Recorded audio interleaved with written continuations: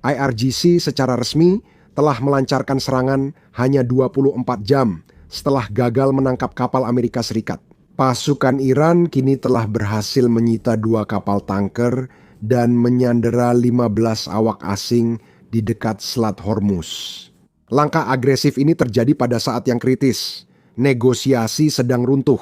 Tempat perundingan telah berpindah ke Oman dan rezim tersebut baru saja mengingkari janjinya dengan mengeksekusi 15 tahanan baru saja pagi ini. Iran selalu menyangkal secara pribadi apa yang mereka katakan di depan umum. Jadi, mari kita mulai dari awal. IRGC menyita 2 kapal tanker tersebut karena menyelundupkan bahan bakar ilegal dari Iran. Mereka menyita sekitar 1 juta liter bahan bakar yang setara dengan sekitar 6.000 barel. Dan yang lebih penting lagi, menahan 15 awak asing. Sekarang, inilah yang tidak mereka beritahukan kepada kita, yaitu kewarganegaraan awak kapal dan nama kapal tankernya, serta bendera yang dikibarkan oleh kapal tanker tersebut. Komandan IRGC menggelar konferensi pers pagi ini, tapi tidak ada yang menanyakan hal itu kepadanya, atau mungkin ada yang bertanya namun ia menolak menjawab. Karena kita tak punya rekaman konferensi pers itu, jika ada dari anggota kru tersebut yang merupakan orang Amerika, ini adalah situasi penyanderaan dan Iran baru saja menciptakan alat tawar untuk negosiasi yang akan berlangsung nanti malam. Untungnya, meski Iran tidak mau mempublikasikan informasi ini, kita akan segera mendapat jawabannya. Orang-orang yang melacak pengiriman akan mengetahui kapal tanker mana yang menghilang dari sistem pelacakan dan kemudian kita akan tahu persis apa yang diambil Iran dan dari siapa. Tapi waktunya bukan kebetulan. Kamu tidak menyandera sehari sebelum pembicaraan damai, kecuali kamu mencoba memperkuat posisi di meja perundingan atau benar-benar ingin menggagalkan pembicaraan itu. Dan saat IRGC mengambil alih kapal-kapal, mereka juga mulai membunuh para tahanan lagi. Menurut para aktivis hak asasi manusia di dalam Iran, yang selama ini cukup dapat dipercaya dalam melacak penindasan, Iran baru saja mengeksekusi setidaknya 15 tahanan pagi ini. Keputusan untuk melanjutkan eksekusi ini diambil hanya seminggu setelah Menteri Luar Negeri Iran muncul di televisi Amerika dan secara terbuka mengatakan bahwa Iran tidak berencana mengeksekusi siapapun. Itu kebohongan atau janji yang tak bisa dia tepati. Presiden Trump kemarin ditanya soal Iran, dan inilah yang dia katakan. Haruskah pemimpin tertinggi di Iran khawatir saat ini? Saya akan bilang dia memang harus khawatir karena mereka sedang bernegosiasi dengan kami. Mereka sedang bernegosiasi, tapi pengunjuk rasa bertanya, di mana orang Amerika kalian berjanji mendukung kami? Apakah kita masih mendukung mereka? Kita sudah mendukung mereka. Sekarang negara itu kacau karena kita. Kita masuk, hancurkan nuklir mereka. Itu pertanyaannya. Kita ingin perdamaian di Timur Tengah. Jika saya tidak menghancurkan nuklir mereka, pikirkanlah. Tanpa menghancurkan nuklir itu, perdamaian di Timur Tengah tidak akan tercapai. Negara-negara Arab tak akan pernah mampu melakukan itu karena mereka sangat takut pada Iran. Ya. Mereka tidak takut lagi pada Iran. Kami mengerahkan pembom B2 yang indah itu, yang ada di sana, model-model kecil yang indah itu. Pembom B2 yang indah itu masuk dan mengenai target mereka. Setiap bom menghantam sasarannya dan menghancurkannya. Dan karena itu mereka akan memiliki senjata nuklir dalam waktu 1 bulan. Dalam 1 bulan mereka akan memiliki senjata nuklir. Itu adalah ancaman besar. Mereka tidak akan memilikinya lagi. Sekarang choice-nya kita menghancurkannya, apa yang dibicarakan? Maksud saya, kalau sudah tidak ada, apakah mereka ingin memulai lagi nuklirnya? Saya dengar memang begitu. Dan jika mereka melakukannya, dan saya memberitahu mereka, jika mereka melakukannya, kita akan mengirim mereka kembali dan melakukan tugas mereka lagi. Jadi maksud Anda mereka mencoba memulainya kembali, dan itulah sebabnya Anda mengancam akan menggunakan kekuatan? Mereka mencoba kembali ke lokasi itu. Mereka bahkan tidak bisa mendekatinya. Semuanya benar-benar hancur, tapi mereka berpikir untuk memulai lokasi baru di bagian lain negara itu. Ya, kami tahu. Saya katakan, jika kalian lakukan itu, kami akan bertindak sangat buruk pada kalian. Sekarang, mari kita bicara tentang kekacauan diplomatik. Karena apa yang terjadi kemarin dengan negosiasi itu benar-benar aneh, setidaknya bagi saya. Pada Rabu sore sebelumnya, muncul berita bahwa pembicaraan Amerika Serikat Iran yang dijadwalkan pada hari Jumat di Istanbul benar-benar dibatalkan. Mereka dibatalkan. Alasannya, Iran meminta perubahan di menit akhir. Mereka menginginkannya. Pembicaraan dipindahkan dari Turki ke Oman, dan mereka menginginkan pembicaraan bilateral hanya antara Amerika Serikat dan Iran tanpa pengamat. Setelah sebelumnya setuju melibatkan negara Arab lain, mereka memberi ultimatum pada Amerika Serikat. Pilih Oman atau tidak sama sekali. Amerika Serikat menanggapi dengan menegaskan tidak akan ada pembicaraan. Namun, hanya beberapa jam kemudian, Menteri Luar Negeri Iran mengumumkan secara terbuka bahwa pembicaraan akan dilanjutkan. Pembicaraan di Oman dimulai pukul 10 pagi Jumat waktu setempat atau sekitar pukul 1 pagi waktu timur. Besok kita akan tahu apakah ada kesepakatan atau serangan militer. Jika ingin terus mengikuti berita seperti itu, tekan tombol subscribe di bawah. Langganan Anda sangat membantu algoritma kami dan tidak memerlukan biaya, hanya beberapa detik waktu Anda. Sekarang, jika Iran mengambil pelajaran dari Rusia tentang negosiasi, inilah yang akan mereka lakukan. Mereka akan memperpanjang masalah ini selama mungkin. Setelah pembicaraan besok, mereka akan mengatakan, ini kemajuan yang baik. Lalu kembali berkonsultasi dengan pemimpin dan memberi jawaban dalam beberapa hari atau minggu. Mereka hanya ingin memperpanjang pembicaraan agar Amerika Serikat merasa ada perkembangan, tapi tanpa komitmen. Ini membuat Iran tampak lemah di mata kelompok garis keras dalam negeri. Wakil Presiden J.D. Vance mengisyaratkan ini kemarin saat wawancara. Silakan dengarkan. Meghan, ada hal aneh tentang orang-orang Iran yang ingin saya sampaikan. Saya tidak mengerti sistem mereka. Dan sejujurnya saya pikir hal itu membuat diplomasi dengan mereka menjadi sangat sulit. Apakah pemimpin tertinggi yang mengambil keputusan di Iran? Presiden menurut kami tak punya banyak kekuasaan, jadi itu kurang penting. Menteri Luar Negeri tampaknya berbicara dengan pemimpin tertinggi yang selama ini jadi kontak utama kami. Tapi ini negara yang sangat aneh untuk melakukan diplomasi ketika kamu bahkan tidak bisa berbicara dengan orang yang memimpin negara itu. Itu membuat semuanya jadi jauh lebih rumit dan membuat seluruh situasinya jadi jauh lebih absurd. Seperti dia bisa mengangkat telepon dan menelepon Putin, dia bisa mengangkat telepon dan menelepon Xi. Bahkan dengan negara-negara yang hubungannya sangat bermusuhan dengan kita, dia tetap bisa menelepon. Kamu tahu, Korea Utara.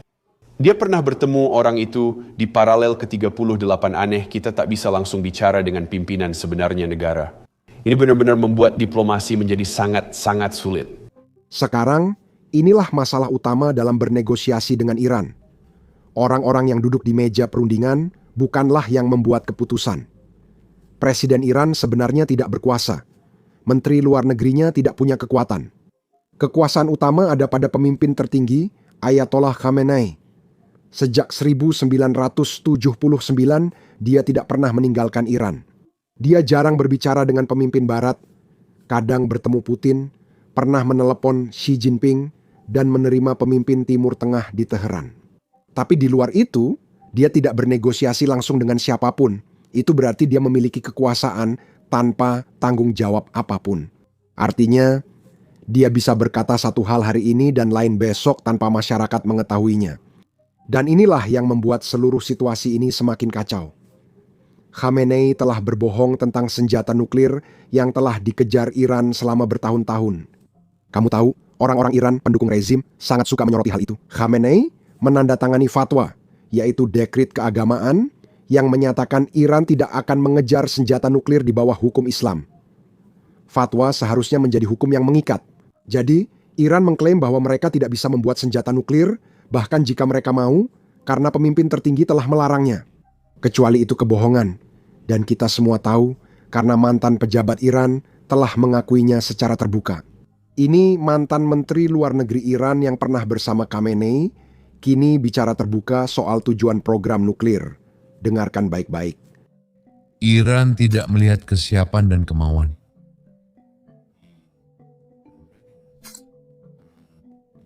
Tentu saja Presiden Trump siap untuk berbicara, tetapi mereka belum siap untuk bernegosiasi. Saya pikir cepat atau lambat mereka akan menemukan jawabannya. Mereka akan sadar pada kenyataan. Ini bukan pertama kalinya. Ketika pada tahun 2002 kami memulai negosiasi nuklir, Amerika memblokir karena saat itu kami tidak bernegosiasi dengan Amerika, kami bernegosiasi dengan Eropa, dan kami menawarkan kepada E3 tawaran yang sangat murah hati. Amerika memblokirnya, tetapi Amerika akhirnya menyadari bahwa memberikan tekanan akan merugikan ekonomi kami, tetapi tidak akan mengubah program nuklir kami.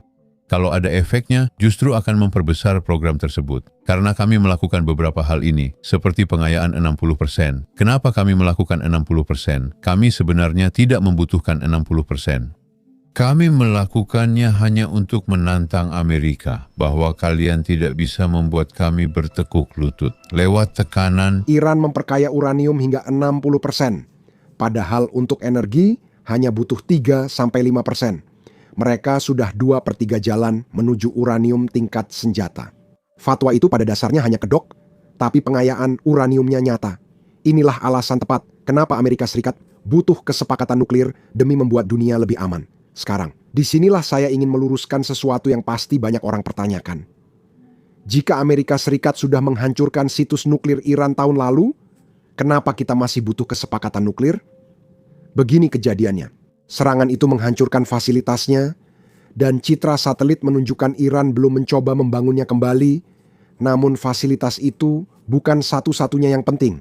Iran hampir pasti memindahkan uranium yang sudah diperkaya sebelum serangan terjadi, dan mereka punya cadangan 60% yang disembunyikan bisa dipindahkan dan dilindungi. Itulah bahaya sebenarnya, Anda tahu, dengan cadangan itu. Mereka dapat membangun fasilitas baru, menyelesaikan pekerjaan, meningkatkan dari 60% ke 90%, lalu membuat bom nuklir. Karena itu, kesepakatan nuklir tak sekadar mencegah pengayaan di masa depan. Ini tentang memindahkan persediaan dari Iran ke negara ketiga, kemungkinan Rusia, agar tidak bisa dijadikan senjata oleh rezim Islam. Wakil Presiden Vance menjelaskan situasi ini.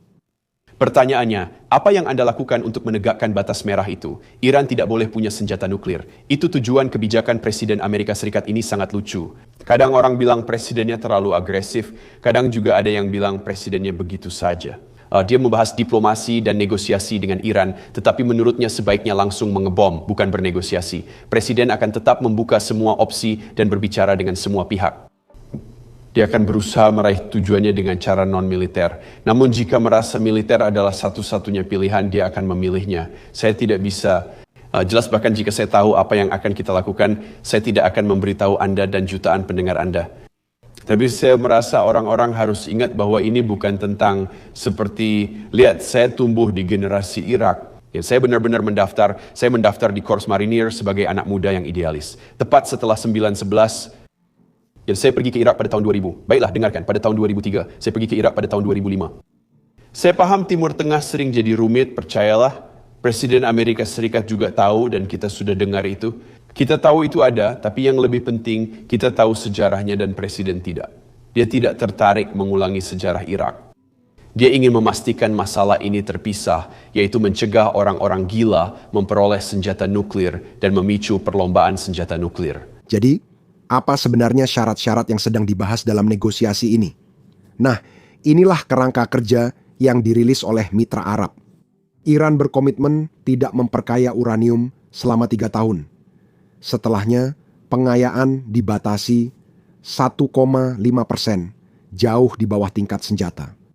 Kedua, persediaan uranium yang sangat diperkaya milik Iran akan dipindahkan ke negara ketiga, kemungkinan besar Rusia.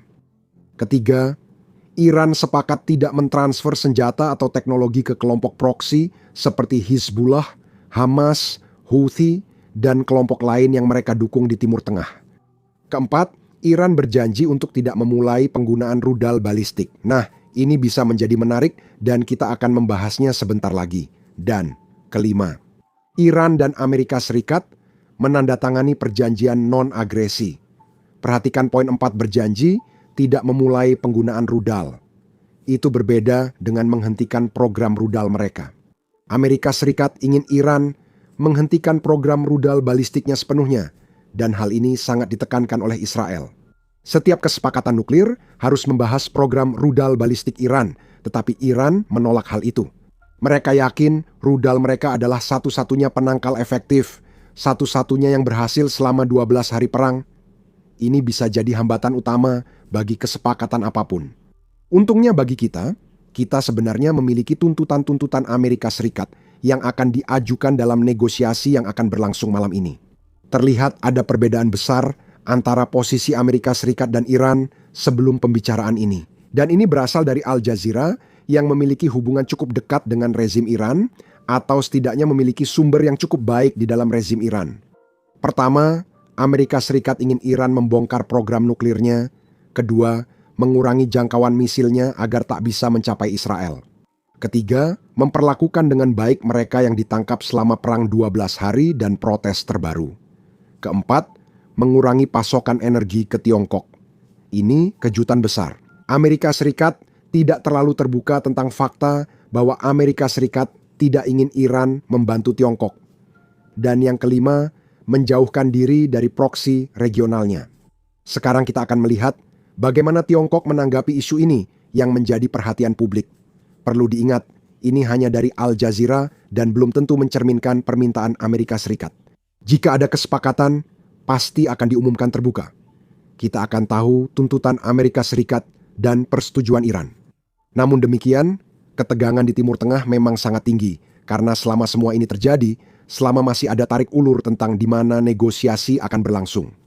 Setiap hari, semakin banyak peralatan militer Amerika Serikat yang dikirim ke Timur Tengah. Dan itu hanya menambah tekanan terhadap Iran. Ini hanya memperluas pilihan Presiden Trump untuk melakukan apapun yang dia inginkan setelahnya. Jika negosiasi tidak sesuai rencana, tekan tombol subscribe di bawah. Kami akan kembali besok dengan update tentang negosiasi awal. Sampai jumpa besok. Salah satu tantangan membuat video seperti ini adalah menampilkan banyak serangan drone, meski tidak ada manusia atau tentara Rusia yang terluka dalam videonya. YouTube biasanya mendemonetisasi atau membatasi video kami. Bahkan, dalam seminggu terakhir, kami punya 4 video perang yang didemonetisasi menurut YouTube. Menayangkan serangan drone atau rekaman garis depan kurang ramah bagi pengiklan, sehingga video seperti itu dibatasi. Inilah kenyataan perang modern, perang yang sedang dan coba dihadapi orang-orang Ukraina. Kami yakin penting untuk meliput semua ini, sehingga kami meluncurkan platform kami sendiri, Business Basics, yang kami bangun dari awal tanpa batasan. Kami tidak perlu mengaburkan serangan drone, rekaman garis depan, atau pangkalan udara Rusia yang hancur, dan kami juga tidak menayangkan iklan di situs tersebut. Dengan begitu, kami tak perlu menyensor diri karena pengiklan tak suka liputan kami. Situs ini didanai dari dukungan Anda, bukan iklan. Jadi, jika Anda adalah seseorang yang tertarik dengan liputan seperti ini, dan jika Anda ingin menonton video kami tanpa sensor dan mendapatkan konten bonus yang tidak bisa kami unggah di YouTube, maka pastikan untuk bergabung bersama kami di basicsinsider.com. Klik tautan di deskripsi atau pindai kode QR di layar. Dengan bergabung, Anda dapat menonton semua konten yang telah dan akan kami unggah. Selain itu, Anda juga akan mendukung liputan kami dan mendukung channel kami. Jadi terima kasih banyak. Nama saya Sam dan sampai jumpa di video berikutnya.